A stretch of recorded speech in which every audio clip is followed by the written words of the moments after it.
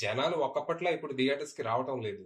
ఓటీటీల పుణ్యమా అని కొత్త సినిమాలు 3, 4 వారాలకే స్ట్రీమింగ్ వచ్చేస్తున్నాయి. అప్పుడప్పుడు థియేటర్స్ లో రిలీజ్ అయిన వారానికే స్ట్రీమింగ్ కూడా వచ్చేస్తున్నాయి. సో దీన్ని ఎలా సరిచేయటం? సినిమాలు ఎక్స్క్లూజివ్ గా ఒక 2, 3 నెలలు థియేటర్స్ లోనే ఉండేలా అగ్రిమెంట్ చేసుకొని, ఈ రోజు థియేటర్స్ లో రిలీజ్ అయిన సినిమా 2, 3 నెలల తర్వాతే స్ట్రీమింగ్ వచ్చేలా ప్లాన్ చేస్తే, అప్పుడు జనాలు ఫోమోతోనో లేదా స్పాయిలర్స్ కి భయపడో థియేటర్స్ కి వస్తారేమో. ట్రై చేద్దామా?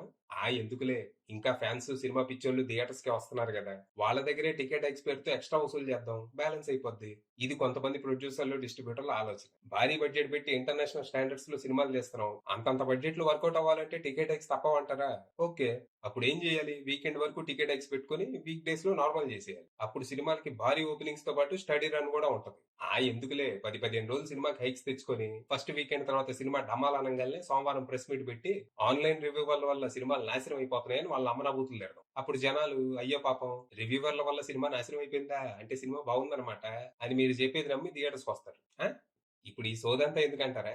ఇంకొన్ని రోజుల్లో ఓజీ రిలీజ్ అవబోతుంది. దయచేసి ఆ సినిమాకి భారీ టికెట్ హైక్స్ పెట్టి ఆ సినిమా పొటెన్షియల్ ని నాశనం చేయదు. ఆల్రెడీ ఈ సంవత్సరం ఒకసారి దెబ్బతిన్నాం. Director Jyothi Krishna is working non stop, locking every frame of Harihara Veeramallu with surgical precision ahead of the massive release. నా బొంగులే సార్. భీమ్లా నాయక్ సినిమాకి చాలా చోట్ల రూ. 10, రూ. 15, రూ. 50 టికెట్ రేట్లు పెడితేనే ఆ సినిమా 160 కోట్లకు పైగా కలెక్ట్ చేసింది. సో దయచేసి అత్యాశకు పోవద్దు. ఇప్పుడు కొన్ని థియేటర్ చైన్స్ జనాలు 300, 400 ఖర్చు పెట్టి ప్రీమియం ఎక్స్పీరియన్స్ కోసం థియేటర్స్ కి వస్తున్నారు. వాళ్ళకి మంచి ఎక్స్పీరియన్స్ ఎలా ఇద్దాం?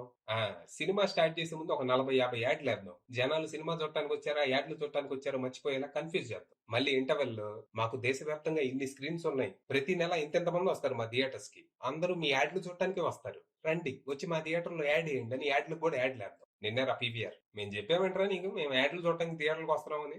సైడ్ లో వచ్చే చిల్లర కోసం మెయిన్ ఆదాయానికి దెబ్బేసుకుంటున్నారు. థియేటర్ల మనుగడకి యాడ్లు తప్పవా? ఓకే. అప్పుడు టికెట్ మీద షో ఎప్పుడు స్టార్ట్ అయింది, సినిమా ఎప్పుడు స్టార్ట్ అయింది అని క్లియర్ గా టైం అయ్యి యాడ్లు చూడాలో వద్దో మేము డిసైడ్ చేసుకుంటాం. నీకెవడిచ్చాడ్రా పర్మిషన్ నీ ఆదాయం కోసం మా టైం వేస్ట్ చేయడానికి?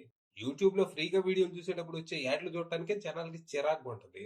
అలాంటిది 300, 400 ఖర్చు పెట్టి థియేటర్కి వస్తే మీరు మళ్ళీ అక్కడ కూడా 40, 50 యాడ్లు వేస్తే జనాలకి చిరాకు రాదా?